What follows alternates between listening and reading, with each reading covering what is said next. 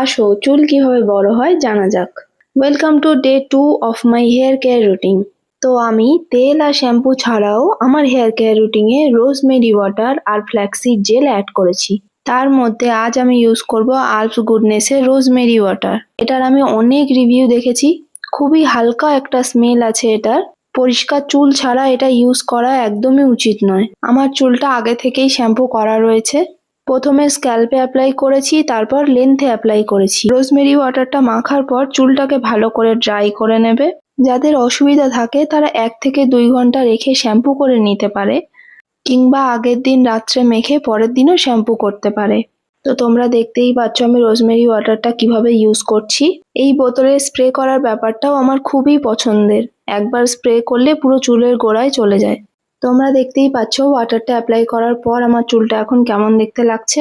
কমেন্টে জানিও hair care রুটিনে আর কি অ্যাড করা যায়।